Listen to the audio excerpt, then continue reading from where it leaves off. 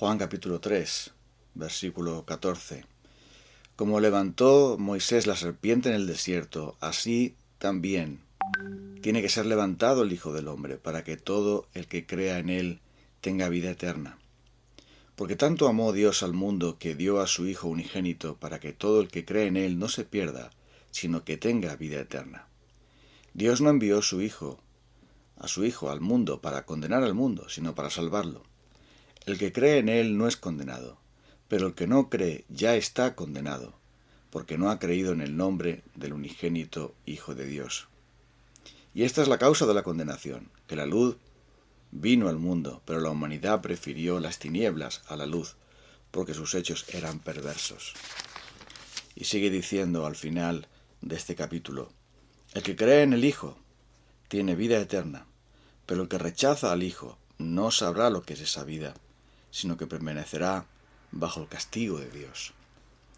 Este es uno de los tantos pasajes en donde se menciona no solamente el amor de Dios, no solamente la cruz, no solamente la salvación que Cristo ha traído, sino también la justa condena que merecen aquellos que le rechazan o aquellos que le ignoran, aquellos que deciden vivir en su pecado y, por lo tanto, de espaldas a Dios, sin reconciliarse con Él, sin aceptar ese evangelio que nos lleva a la vida eterna, que nos lleva al perdón de nuestros pecados, que nos lleva a vivir eternamente con Dios. A pesar de los intentos de camuflar o reinterpretar la doctrina de la condenación del infierno, eso no cambia la realidad. Por mucho que tú guardes en el cajón alguna cosa que no te guste, eso no cambia que está ahí. Y verás, el Señor Jesucristo fue muy claro. Fue quien más mencionó el infierno, quien más habló de él, comparado con todos los demás autores bíblicos. En una parábola realmente tremenda, la del rico y Lázaro, habla claramente de que existe ese lugar. Un lugar donde son realmente atormentados, donde viven en un estado terrible de angustia permanente a aquellos que han vivido de espaldas a Dios. Y Jesús repetidamente advierte sobre eso. Incluso dice que si tu ojo te es ocasión de caer, que lo quites, que si tu mano te es ocasión de caer, que la cortes, hablando así de cortar con el pecado, de personas del pecado, porque es mucho mejor que una parte de nuestro cuerpo se pierda a que todo nuestro cuerpo sea echado en el infierno. Allí será el lloro y el crujir de dientes. Y Jesús emplea esas expresiones bien claras acerca de esa condenación, que es un peligro real, que es algo cierto. Cierto autor religioso decía que el infierno existe, sí, pero probablemente estará vacío. Con esto quería decir la doctrina típica, bien antigua, acerca del universalismo, que dice: al final Dios amenaza pero no hace. Al final Dios será compasivo con todo el mundo y todo el mundo va a estar con él. Por eso se han inventado el purgatorio para ver que existe esa especie de lavadora inmensa donde se lava a la gente para después entrar al cielo. Todas estas interpretaciones, como también la otra interpretación, también muy famosa, conocida por tantos grupos religiosos, como la masacre de las almas, es decir, que finalmente Dios no va a torturar a nadie, sino que por humanidad, por llamarlo de alguna manera, va simplemente a suprimir la existencia de esas personas y por lo tanto va a ocurrir la aniquilación final de todos aquellos que no aceptan su reino. Todas estas interpretaciones vienen a parar en lo mismo. No creo lo que Dios dice en su palabra. Me resulta demasiado duro, demasiado radical.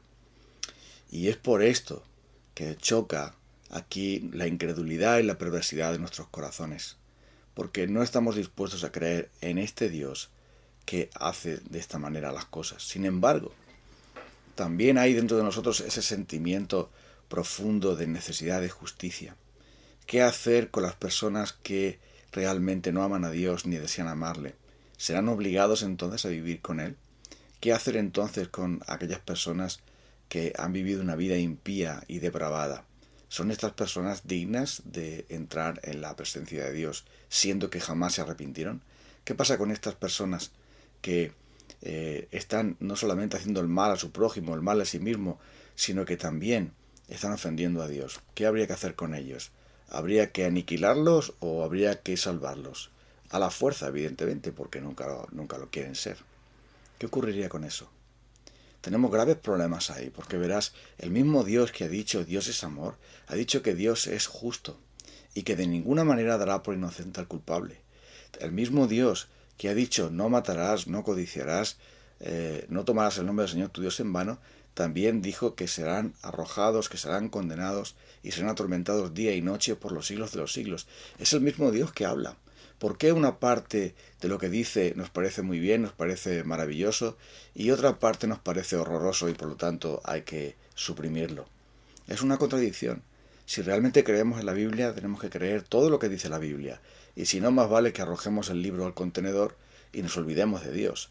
Porque es realmente ateísmo práctico negar lo evidente. Cuando reunimos toda la información que la palabra de Dios nos da acerca de la existencia y lo terrible del infierno, no tenemos más remedio que aceptar esa evidencia.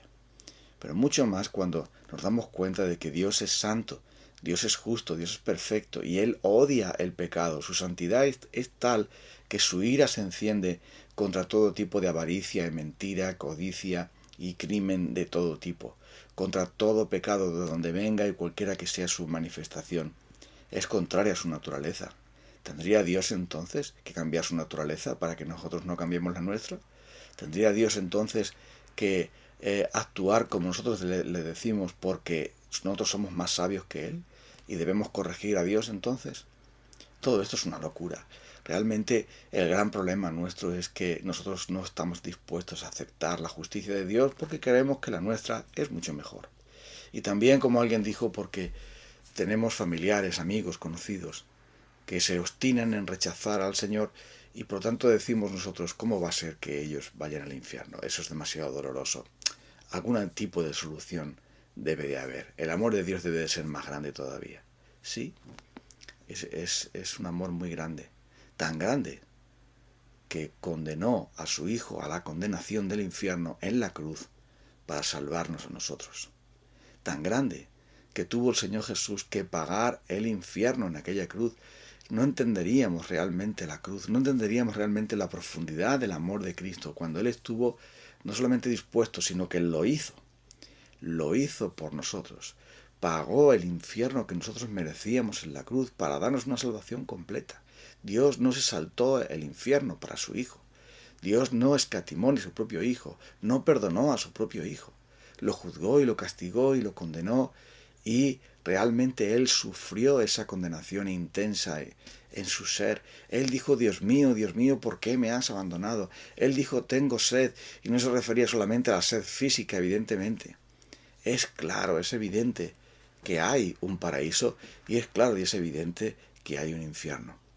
Toda la Biblia lo testifica, toda la Biblia lo demuestra y principalmente nuestro Señor Jesucristo advierte tantas veces acerca del juicio final, acerca de quiénes estarán en el cielo, quiénes estarán en el infierno, acerca de la resurrección entre los muertos, acerca del juicio venidero. Todo esto está en los evangelios, está en los salmos, está en los profetas, está en las epístolas de Pablo, está en el Apocalipsis, evidentemente está en el resto de las cartas bíblicas.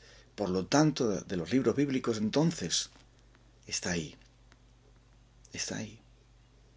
El infierno es real. Y esto nos debe a nosotros debe llenar a nosotros en primer lugar de una gratitud y una adoración tan profundas.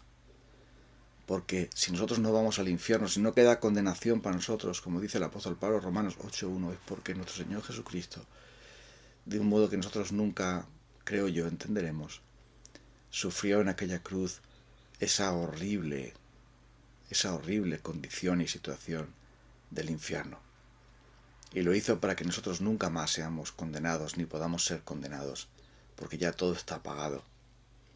Pero en segundo lugar, también después de llevarnos a la adoración, a la admiración, a la alabanza, a la gratitud, al servicio a Dios, también debería de motivarnos a orar por nuestros semejantes que no conocen a Cristo, a llevarles el Evangelio de la manera que Dios nos pueda poner en el camino de ellos y llevar esa palabra del Evangelio, usando los medios que tengamos a nuestra disposición, advirtiendo de que sí hay una condenación y sí hay una salvación. Las dos cosas son absolutamente ciertas, son eternamente ciertas, son totalmente necesarias para comprender lo que es el Evangelio, comprender lo que es la justicia de Dios, de comprender el carácter de Dios. Dios no es como nosotros, Dios no piensa como nosotros, Dios no tiene esa debilidad y esa necedad y esa limitación que tenemos nosotros. Dios es Dios y por lo tanto lo que Él ha revelado, todo es cierto, todo es radicalmente cierto, terriblemente cierto, maravillosamente cierto. Porque verás, la condenación del infierno está ahí, pero también la vida eterna está ahí. La vida eterna con el Señor Jesucristo y la opción de reconciliarnos con Él, de pedir su perdón, de ser realmente justificados, santificados y redimidos completamente con su sangre preciosa. Y esto nos debe llevar entonces a proclamar el Evangelio, porque somos grato olor de Cristo en los que se salvan, pero también en los que se pierden, porque Dios quiere que se proclame su palabra, como hemos dicho, a todo ser humano, a toda criatura, a toda persona. Y lo demás lo tenemos que dejar en las manos de Dios, porque nosotros no podemos salvar a nadie. Eso es algo que Dios hace, pero lo hace por medio de nosotros, lo hace por medio de la proclamación del Evangelio, lo hace también por medio de nuestras oraciones a favor de este mundo, a favor de nuestros familiares, amigos, compañeros de trabajo, vecinos, nuestros semejantes, de los cuales debemos orar por ellos, para que sea el Señor librándolos del infierno y mostrándoles la gloria inefable de nuestro Señor Jesucristo, de nuestro gran Dios y Salvador, Cristo Jesús. Él fue condenado al infierno, Él estuvo en el infierno, Él venció a la muerte, venció a Satanás, cumplió con los requisitos de la justa ira de Dios. Podemos decir que venció al infierno también porque acabó con su poder para nosotros y ahora está dispuesto a salvar a todos aquellos que por medio de la fe se acercan a Él, por medio del arrepentimiento verdadero, por medio de una fe auténtica, se acercan al Señor Jesucristo y le piden perdón y se reconcilian con Dios. Inmediatamente la condenación queda cancelada para ellos y el cielo y la vida eterna queda dispuesta, preparada para ellos, con esa total y seguridad. El que en Él cree, dice aquí, tiene vida eterna. El que cree en el Hijo tiene vida eterna, pero el que rechaza al Hijo no sabrá lo que es esa vida, sino que permanecerá bajo el castigo de Dios. Si hay una vida eterna, también hay un castigo eterno. Esto no lo he inventado yo, está en la Biblia. Y al igual que creo en el Hijo de Dios, también creo en el diablo. Igual que creo en el cielo, también creo en el infierno. Igual que también creo en la cruz del Calvario, también creo en la condenación terrible de aquellos que rechazan al Hijo de Dios, porque está la palabra de Dios. Pero también creo que una palabra de fe, una mirada de fe, una palabra pidiendo perdón es suficiente para que alguien pueda tener vida eterna. Porque como Moisés levantó la serpiente en el desierto y todo aquel que miraba a esa serpiente que simbolizaba a Cristo, la picadura de la serpiente no le llevaba a la muerte, tenía vida, así también nosotros hoy. Aquel que mira a Jesús con fe, la picadura de la serpiente, del diablo, el pecado que le conduce a la muerte eterna, a la segunda muerte, esa persona que mira a Cristo puede tener hoy y ahora perdón y vida eterna. ¿Has mirado tú a Cristo así? ¿Te has dado cuenta de que vas camino al infierno, a la perdición, al camino, pues es un camino ancho pero conduce a la perdición? Pero hay un camino estrecho que lleva a la vida y ese camino es Cristo Jesús. Él es el camino, la verdad y la vida. Nadie viene al Padre sino por Él.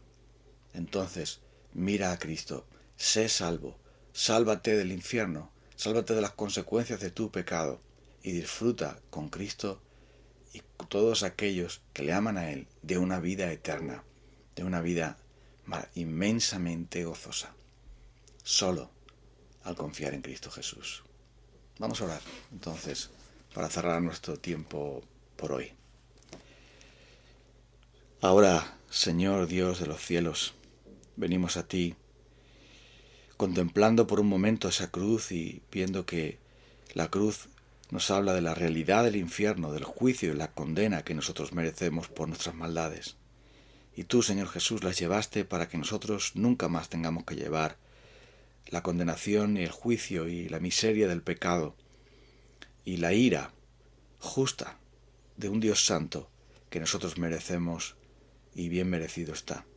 Pero gracias, Señor, porque en Cristo tú nos has cubierto, has sido Él nuestro sustituto. Que aquellos, Señor, que están escuchando este mensaje u otros muchos mensajes, millones de mensajes, miles de millones de mensajes que se emiten con este mismo propósito, de que hay vida eterna, perdón del pecado y salvación perfecta en el Hijo de Dios, en el Señor Jesucristo, que muchos crean, para que el infierno pueda, Señor, ser un lugar solamente para unos pocos y el cielo sea un lugar para muchísimos, que de todo pueblo, toda lengua, toda nación, una multitud incontable, podamos entonces adorarte y salvarte, y reconocer tu salvación.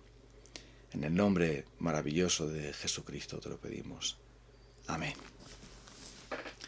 Bueno, vamos a encontrarnos el próximo día. Fuerte abrazo para todos.